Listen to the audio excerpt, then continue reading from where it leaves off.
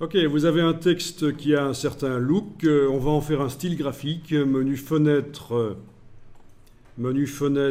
style graphique. Ce qui va me permettre de le mettre facilement, ce style, sur d'autres éléments. Donc dans la palette des styles graphiques, vous cliquez sur le bloc de feuille pendant que vous avez votre texte sélectionné, la ligne de base, et voilà, le style est là. Eh bien, on va faire un cadre autour. Un cadre qui va recevoir le style graphique. Donc faites un rectangle. Appliquez-lui le style graphique. Voilà. Alors bien sûr, si on le fait passer à l'arrière-plan, on voit le texte par-dessus, mais c'est pas ça que je veux, je le laisse au-dessus. Je voudrais un cadre qui utilise le style graphique. Alors comment est-ce que je fais pour avoir un cadre autour du texte, avec le même style que le texte? Enlever le fond. Quel fond? Celui-là? Celui-là? Non. Personne ne voit comment on pourrait faire un cadre qui a le même style que le texte? Le rectangle ici doit ressembler au texte qui est derrière, c'est-à-dire ça quoi, sauf que ça va être un cadre. Vous voyez ce que c'est un cadre, hein?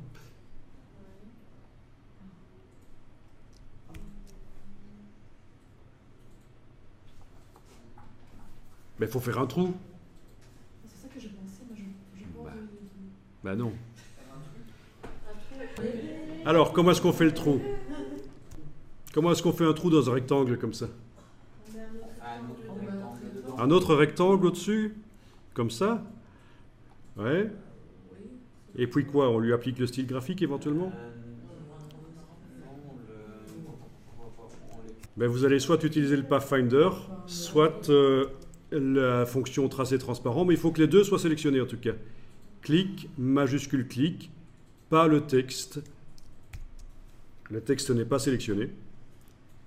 Et donc en ayant ces deux rectangles sélectionnés d'une manière ou d'une autre, on va en faire un seul objet. Pour l'instant, il y en a deux dans la palette des calques. Il va y en avoir un bientôt. Objet, tracé transparent, créé. Objet, tracé transparent, créé. Et bien voilà, c'est un seul objet. C'est un cadre. Donc quand vous avez deux objets au même niveau, c'est pas naturel dans Illustrator, ça fait un trou là où ils se superposent. On va tester ça. Alors, on a affaire à un système, c'est-à-dire un système de tracé transparent composé de plusieurs objets à l'intérieur. Si vous voulez avoir accès à l'un ou l'autre, avec la flèche noire, ça ne va pas être possible. Ça active tout. Donc il va falloir prendre la flèche blanche plus ou la flèche blanche en enfonçant la touche Alt. Mais là, tout est déjà sélectionné, donc je dois cliquer d'abord à côté. Puis avec la touche Alt, voilà, je transforme la flèche blanche en flèche blanche plus et je vais aller cliquer sur le cadre ici. Voilà.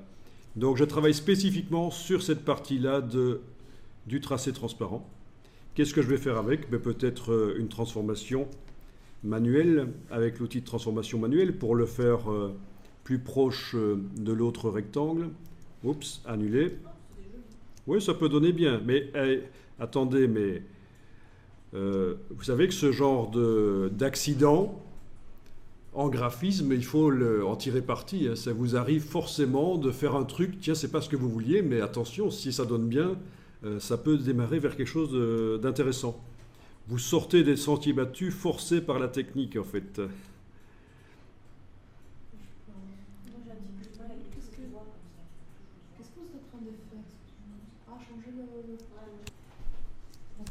Et donc voilà, on a quelque chose, un cadre.